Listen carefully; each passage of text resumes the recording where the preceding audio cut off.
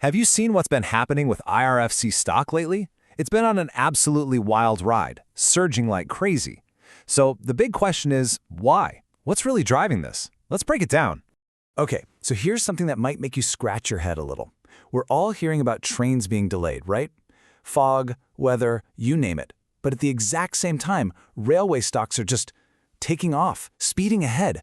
How does that even make sense? Well, that's the puzzle we're going to solve today.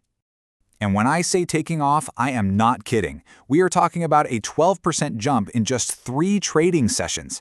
After taking a bit of a dip, the stock seems to have hit a really solid floor and is now bouncing back in a big way. So, the million-dollar question is, why right now? All right, to figure this out, we've got to play detective a little bit.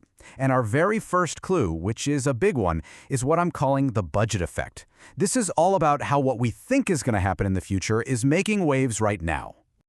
So, the next union budget is just around the corner, and the market is buzzing. Everyone's placing their bets, and the big bet is that the government is about to pour a ton of money into railways and infrastructure.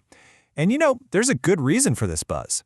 If you look back to the 2024 interim budget, IRFC stock literally doubled in the 2 months leading up to it. So investors are seeing that pattern and thinking, hey, this could happen again, putting IRFC right in the sweet spot. Okay, so that's the future expectation.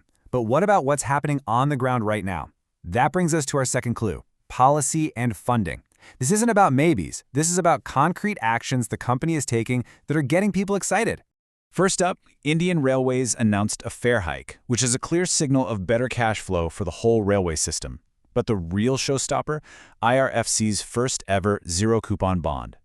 Get this, they were looking to raise about 981 crore rupees. But the response? It was absolutely overwhelming. They got bids for over 7,500 crore rupees. I mean, that's not just interest, that's a massive vote of confidence from the market. Now, you might be hearing zero-coupon bond and thinking, what on earth is that? It's actually way simpler than it sounds.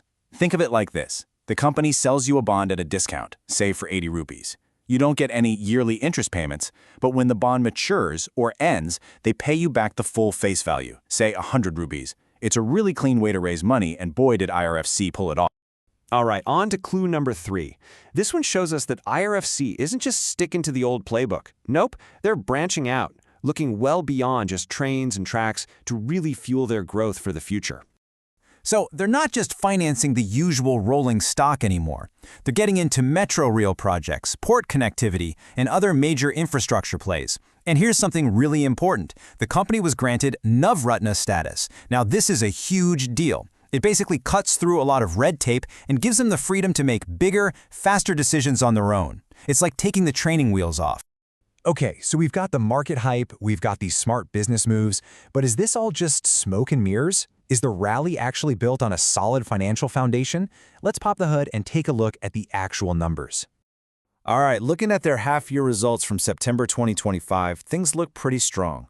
Yeah, revenue was down just a tiny bit, but check out the profit. It grew by over 10%, hitting more than 3,500 crore rupees. And their assets under management? It's a massive 4.6 lakh crore plus. So yeah, the core engine of the company is running really, really well. But honestly, the most jaw-dropping number on their entire balance sheet might just be this one, 0. That's right, IRFC has 0 gross non-performing assets.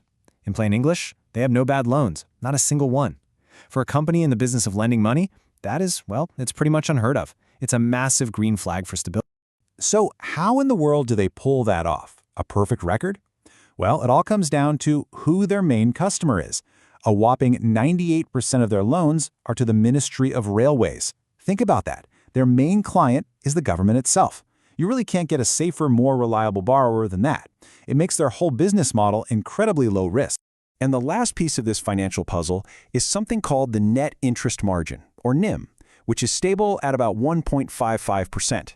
Now, all that really means is that the profit they make from their loans is consistent and healthy. For a public sector company like this, that kind of stability is exactly what you want to see.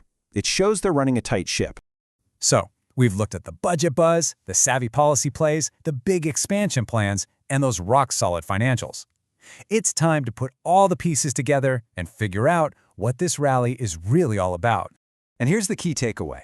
This isn't a rally happening for just one single reason. It's what you'd call a mixed rally.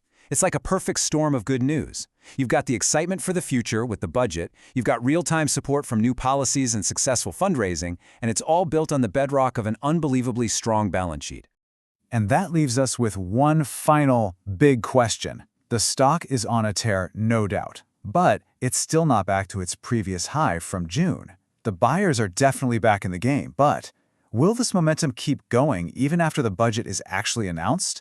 Or is this all just a classic buy the rumor, sell the news situation? That's what everyone in the market is waiting to find out.